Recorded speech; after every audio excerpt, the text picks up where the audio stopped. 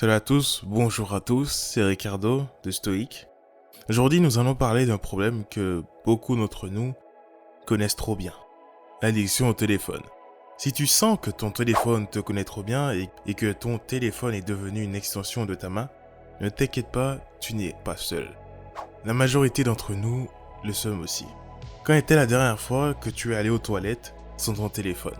Quand était la dernière fois que tu commençais à avoir de la créativité, de l'imagination, et 5 secondes après, sans t'en rendre compte, tu te retrouves sur Instagram ou TikTok, à scroller. Tu oublies complètement tes idées, complètement à quoi tu pensais, complètement ton esprit créatif. Dans cette vidéo, je vais te donner plusieurs étapes pour t'aider à briser cette addiction et retrouver enfin ton imagination, ton esprit créatif et ta concentration. L'étape 1 est la prise de conscience. La première étape pour briser ton addiction au téléphone est de prendre conscience du problème. C'est évident. Réfléchis à la quantité de temps que tu passes sur ton téléphone et aux conséquences que cela a sur ta vie quotidiennement. Pour ça, tu as certains paramètres dans ton téléphone, sur Android et iOS, qui permettent de voir avec précision ton temps d'utilisation. Sur YouTube, vous avez un rappel qui vous donne votre temps d'utilisation. Il y a aussi plusieurs signes, comme le fait d'avoir un creux dans sa journée et de sortir son téléphone à la moindre occasion et de passer sa pause déjeuner sur Instagram par exemple. L'étape 2, c'est d'établir ses objectifs. Établir ses objectifs. Établir et se dire pourquoi en fait on veut arrêter. Pourquoi on aimerait avoir plus de concentration, plus de temps libre. C'est pour ça que premièrement, il faut se fixer des objectifs réalistes. Pose-toi des questions telles que pourquoi je voudrais réduire mon temps d'écran? Vraiment. Quels sont les avantages que je vais en retirer? C'est pour arriver à me concentrer plus rapidement, me concentrer sur mes projets personnels, me motiver, passer plus de temps avec mes proches, ma famille, etc. Arriver à rester dans le moment présent. Tout ça va te motiver à changer tes habitudes et avoir plus d'autodiscipline. L'étape numéro 3. Identifie les déclencheurs.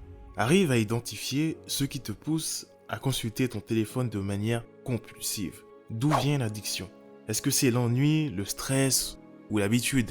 Plus tu comprendras tes déclencheurs, tes déclics, plus il te sera facile de les éviter, de les bloquer. Ça peut être une application que vous pouvez après supprimer, ça peut être une notification ou des notifications que vous pouvez mettre en mode silencieux. À quel moment de la journée tu utilises plus ton téléphone? La plupart du temps, c'est le matin, au réveil et le soir avant de dormir. J'ai décidé, par exemple, de mettre mon téléphone dans une autre pièce avant de dormir et ça a changé beaucoup de choses. Tu identifies les déclencheurs, les déclics et tu mets des actions en place pour les stopper. Je partagerai des applications vraiment utiles à la fin de cette vidéo qui pourraient vous aider. Étape numéro 4. Élimine les distractions. Le simple fait, comme je dis avant, de supprimer des applications non essentielles à votre téléphone et de désactiver les notifications sont utiles. Ça paraît simple, dit comme ça, mais personne ne le fait vraiment. Et ça prend 10 minutes. Créer un environnement numérique plus sain et plus facile à dire qu'à faire. Ça va prendre du temps, mais tout est question d'habitude et d'actions concrètes. Des choses vont marcher, des choses vont ne pas marcher. Et le but, aujourd'hui, ce serait vraiment de se réhabituer à s'ennuyer, de se réhabituer à ne plus utiliser autant de technologies pour libérer notre cerveau, notre mental, notre créativité. La dernière étape, comme je vous l'avais dit, sont pour moi les outils les plus puissants et les applications à utiliser. J'ai dû au moins tester une cinquantaine d'applications de productivité, de gestion de temps, de gestion de tâches, des applications anti-procrastination. La première chose que j'aimerais te dire, c'est que c'est plus facile de bloquer les distractions sur Android qu'iOS. Oui, iOS est un système d'exploitation hautement sécurisé et ne permet pas aux applications une grande modification de son système, même si je ne suis pas spécialiste. Donc en conclusion, tu seras toujours plus productif et moins procrastinateur en ayant un téléphone Android. C'est la vérité. Mais pour iOS, tu as une autre solution. Le paramètre temps d'utilisation. Tu peux bloquer les sites ou les applications indésirables et mettre un code personnel que un de tes proches ou de tes amis connaîtra. Une autre solution par rapport à ton téléphone est d'acheter un téléphone minimaliste. Oui, ça existe. Ce sont des téléphones, comme le nom l'indique, minimalistes. Ce sont des téléphones pour réduire l'utilisation de ton téléphone de la façon la plus simple possible. Pour téléphoner, on va dire que ce serait la marque de téléphone de moine bouddhiste par excellence. Et je tiens à dire avant quand même que cette vidéo n'est pas du tout sponsorisée. Maintenant, on va passer aux applications vraiment utiles. La plupart de ces applications que je vais vous partager sont sur Android et iOS. La première application est Stay Focused.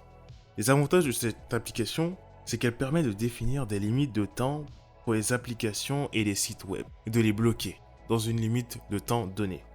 Elle offre aussi des statistiques pour suivre votre utilisation quotidienne et vous aide, bien évidemment, c'est le but, à rester concentré et à éviter la procrastination. La deuxième application est la plus créative. Elle s'appelle Habitica. Les avantages de cette application, c'est qu'elle transforme votre productivité en jeu vidéo. Comme si vos tâches personnelles, c'était des quêtes. Tout en te récompensant pour la réalisation de tes tâches, avec des combats de boss, de la cosmétique, etc. Elle encourage à développer de bonnes habitudes. Elle possède une communauté en ligne aussi, pas une communauté francophone. La troisième application, c'est l'application Blocker X, qui est une des meilleures applications sur Android. L'avantage, c'est qu'elle te permet de bloquer l'accès à des sites web ou applications spécifiques. Et peut être vraiment puissant, avec un système de sécurité et un système de blocage vraiment puissant. C'est une application spécifique à l'addiction à la pornographie. Les inconvénients, c'est qu'elle peut être contournée en cas de besoin extrêmement urgent. Elle ne résout pas aussi tous les problèmes psychologiques et sous-jacents de l'addiction. Le choix de toutes ces applications dépendra de tes besoins spécifiques et de ta préférence personnelle. Il est souvent bénéfique de combiner plusieurs de ces applications pour maximiser ton succès dans la gestion de ton temps, dans la gestion de ton addiction au téléphone ou de tes addictions en général. N'oublie pas qu'en fin de compte, la discipline personnelle et la prise de conscience sont essentielles pour briser une addiction. Pour résumer la vidéo donc, étape 1, la prise de conscience. Étape 2, établir ses objectifs. Étape 3, identifier les déclencheurs. Étape 4, éliminer les distractions. Et enfin, étape 5, les outils et les applications à utiliser. Donc voici les 5 étapes claires pour balancer ton téléphone et le laisser dans la solitude la plus totale. Salut, c'est Ricardo, si tu es nouveau sur cette chaîne, bienvenue. J'ai créé cette chaîne dans l'unique but de créer une communauté anti-procrastination. Si tu détestes TikTok aussi, tu es le bienvenu. On parle de psychologie, des addictions, des distractions, surtout comment il est presque impossible de vouloir prendre de bonnes habitudes et de l'autodiscipline aujourd'hui. On parle aussi de stoïcisme, une philosophie vieille depuis 2000 ans, qui est encore plus utile aujourd'hui que jamais, et qui a une nécessité. J'ai créé aussi un serveur Discord, avec un système de productivité journalier et des quêtes à faire chaque jour à la clé, qui vous donnera plus d'autodiscipline et plus de productivité. Et sur ce serveur Discord, vous avez plusieurs groupes de discussion.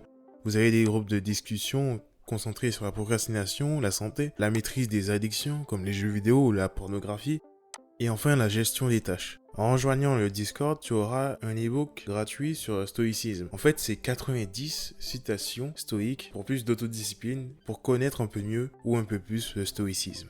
Bref, j'en ai un peu trop dit, mais je ferai une vidéo bientôt pour savoir comment on peut multiplier sa productivité avec ce serveur Discord. Sur ce, abonne-toi, n'hésite pas à partager la vidéo. Je te remercie infiniment si tu veux laisser un commentaire ou liker, et à la prochaine fois.